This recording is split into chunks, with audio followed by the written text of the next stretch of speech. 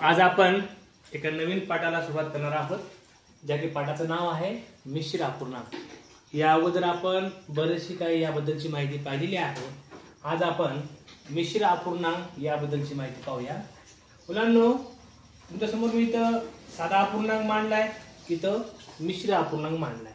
आता मिश्र अपूर्णांकाला का म्हणलं असेल बघा, याच्यामध्ये काय बघा, मिश्र म्हणजे मिक्स म्हणतो ना आपण। याच्यामध्ये काय बघा, या मिश्रमध्ये पूर्ण संख्या देखील आहे आणि अपूर्ण देखील संख्या आहे। पूर्ण आणि अपूर्ण या दोघांचं देखील या ठिकाणी काय आहे, एकत्रीकरण आहे, म्हणून याला काय म्हणले, मग याला मिश्र म्हणलेलं आहे। आता पूर्ण कसं, आता बघा सांगतो तुम्हाला, हे बघा पूर्ण कसं, आपण 1 2 3 4 5 या संख्येला काय म्हणतो, पूर्ण म्हणतो की नाही। आता अपूर्ण म्हणजे कसं, ज्या संख्या अंश आणि छेद स्वरूपात मांडतात त्याला अपूर्ण म्हणतात। म्हणजे कसं, उदाहरणार्थ 3/4, उदाहरणार्थ 5/6, या कशा आहेत, ह्या अपूर्ण आहेत आणि ह्या पूर्ण संख्या आहेत। मग याचं दोघांचं मिश्रण म्हणजे कसं, असं बघा, 6.1/6। 6 पूर्णांक म्हणजे काय, 6 ही संख्या पूर्ण आहे आणि 1/6 ही अपूर्ण संख्या आहे। अशा संख्येला इथं मिश्र अपूर्णांक असे म्हणतात। आता पहा, या मिश्र अपूर्णांकाबद्दलची सविस्तर अशी या ठिकाणी माहिती पाहूया।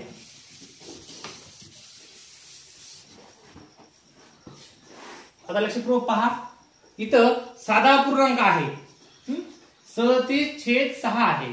याला आपल्याला काय करायचं आहे, मिश्र अपूर्णांक बनवायचा आहे।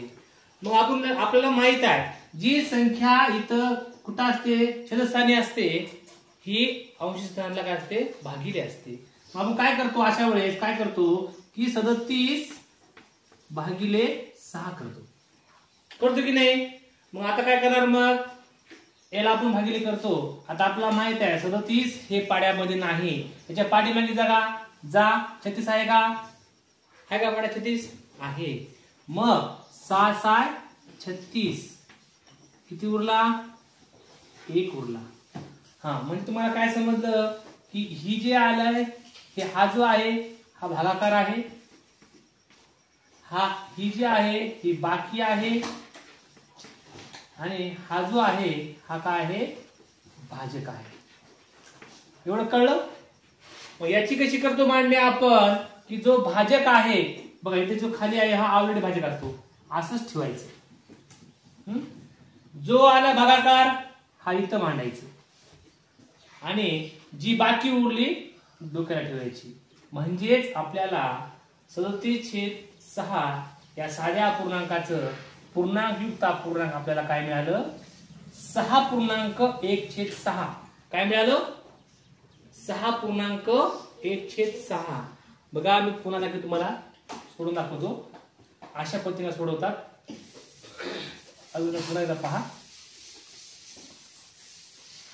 बघा, मी काय केलंय बघा, शॉर्टकट बघा, हे मी 6 ला 6 ठेवून दिले इथं। मग या 6 न 37 ला भागले, मग मला माहित आहे 37 तरी 6च्या पाड्यात नाही, मग काय आहे 36 पाड्यामध्ये आहे। मग मला कळलं की 6 36, 6 36, भाग करायला 6चा। मग या 37 मधून मी 36 वजा केले, किती उरला, 1 उरला, 1 वर दिला। अशा प्रकारे या साध्या अपूर्णांकाचं मी या ठिकाणी मिश्र अपूर्णांकात रूपांतर केलेलं आहे। याला मिश्र अपूर्णांक, आणि याच्याबद्दल आपण या ठिकाणी माहिती पाहत आहोत। आता बघा, हे पुढे उदाहरण बघा, 50/7 आहे। 7च्या 7 असं ठेवायचं, भाजकाला बदलायचं नाही, असं ठेवायचं। आणि आपला माहित आहे 7च्या पाड्यात 50 आहे काय, नाही। पाठीमध्ये जा, 49 आहे का, आहे। कधी येतो, मग कधी येतो, 7 49, 7चा भाग बसला, किती उरला, मग 50 मधून 49 वजा केले, किती उरले, 1 उरला। म्हणजे या ठिकाणी 1 आला, 7.1/7 आला। आता बघा, हे उदाहरण पहा, 61/15 आहे, हे 15 ला 15 ठेवून द्या। आता 15च्या पाड्यामध्ये 61 आहे का? आहे का? नाही. मग 60 आहे का बा? 60 आहे का? कधी येतो? कधी येतो 60? कधी येतो? हा, 15 गुणिले 4 म्हणजे 15 चोक 60. मला सांगा 61 मधून 60 वजा केले किती उरले? 60 वजा केले किती उरले? एकच उरला. म्हणजे 4.1/15 याचं उत्तर आलेलं आहे. अशा पद्धतीने मुलांनो साध्या पूर्णांकाचं मिश्र रूपांतर करायचं हे सोपं आहे. आता कधी कधी प्रश्न असा येतो की मिश्र अपूर्णांकाचे साध्या अपूर्ण रूपांतर करा म्हणतात. ते पण तुम्हाला सोडवता आलं पाहिजे. आता कसं इकडे बघा. आता ज्या वेळेस तुम्हाला मिश्र अपूर्णांकाचे रूपांतर साध्या अपूर्णांकामध्ये म्हणजे अशा स्वरूपात करा म्हणतात, अशा वेळेस काय करायचं लक्षात ठेवा. इथं पायथ्याशी गुणाकार करायचा आणि डोक्याशी बेरीज करायची. सोप्पं आहे, काहीच आवड नाही. जो नियम आहे ना हा 6 ला 6 ठेवून द्यायचं, याच्यात काय बदल करायचा नाही. 6 किती आले बघा. 6 आहे. 6 गुणिले 6 किती आले? 36 आले. किती आले? 36 आले. हा इथे किती आले? 36 आले. डोक्याला किती आला? 1 काढ डोक्यावरचा, बेरीज करा, किती झाले? 37. या मिश्र अपूर्णांकाचं साधा अपूर्णांक काय आलं? 37/6 आलं.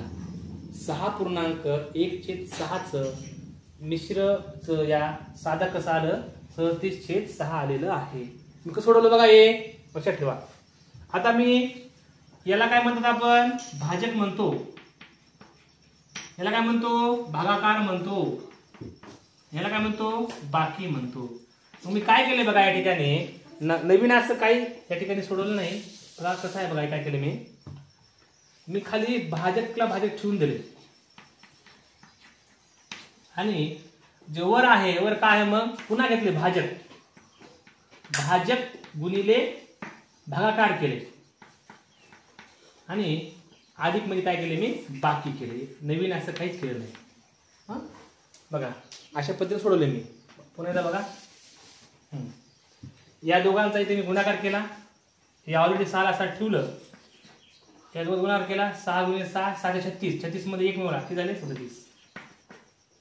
पुन्हा एकदा बघा. 6 ला 6 ठेवलं. 6 भाजक आहे. भागाकार 6 आहे आणि अधिक 1 आहे. 6 36 अधिक 1 भागिले 6 37/6 अशा प्रकारे सोडवतात. पण परीक्षेत एवढा टाइम नसतो म्हणून आपण काय करतो शॉर्टकट मध्ये. कसं? असं इकडे बघा.